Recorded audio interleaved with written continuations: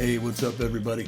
I'm working on new material for an EP, and I wanted to share some tips that I've learned along the way since the last EP. The last time I just sort of went through and recorded a bunch of material over the course of a couple of years, and then went into a frenzy of editing afterwards. And it dawned on me at some point in time that if I had just done some editing along the way, I wouldn't have had nearly as much time taken in the production process. So with that in mind, today we are going to check out how to use flex time in Logic Pro. Let's check it out. All right, so here we got some basic stuff going on here. A little bassline acoustic guitar thing going on. Let's hear it out.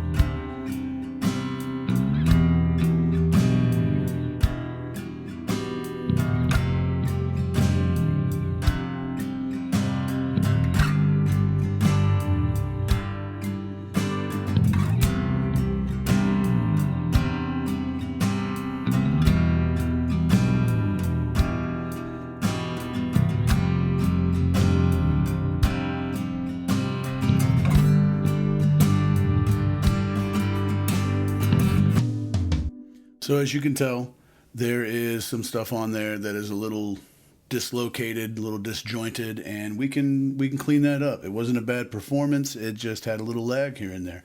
So how we're going to do that is we're going to select our track.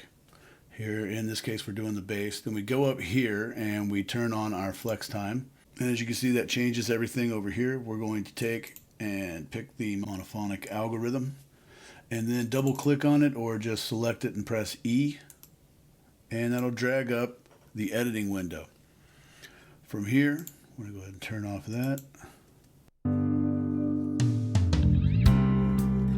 So what I like to start doing from the start is to go through and put a little marker on every beginning actual measure that has a transient on it. And we may or may not find out that some of them are off from what they should be as far as what's being called a transient and what's not, but we'll work with it. It'll be okay, man. See, that one might be off. Just let me go through and make all these little marks. So we have made our marks, and we are now going back through to look at what ones are what. There's the beginning of it. So all you got to do, and the reason why I go through and make a mark like that is because these will act as anchor points. Because if you start dragging this around, you'll see that it does move this bar right here, but it doesn't move this one, which is great. So I'm going to go ahead and delete that so it's back to normal. And then whenever I pull this one, it'll pull some of this other stuff into place.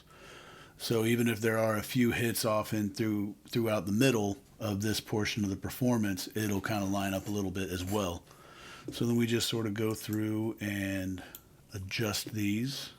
Probably should have done this beforehand, but I wanted to get the anchor right, because if not, it would have drug everything everywhere. All right, let's go back to the beginning of it here and give it a playthrough and see what it sounds like with that little bit of an adjustment.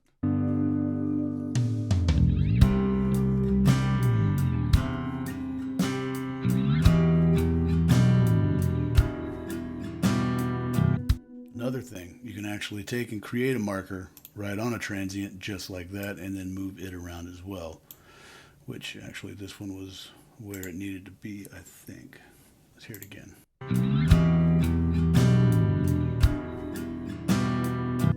Yeah, that was close enough for rock and roll. Okay, we might have the wrong transient here. Let's try that guy.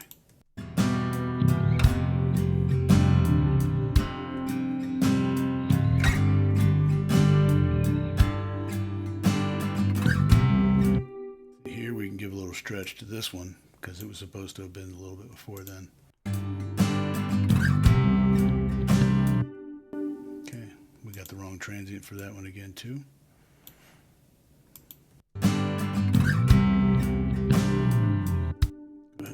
this guy back to there.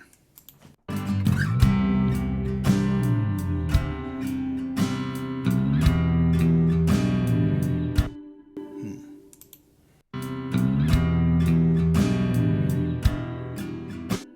think that one needs a little drag there.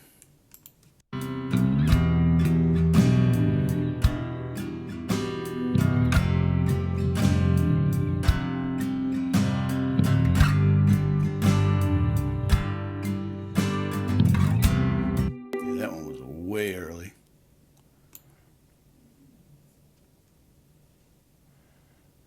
Then we'll go ahead and drag this guy back.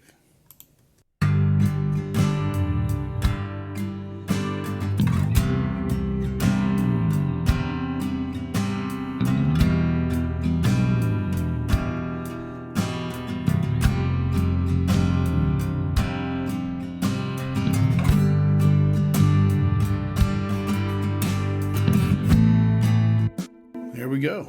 So as you can see, that cleaned up a lot of that performance. There wasn't nearly as much stuff that was lagging and late and behind.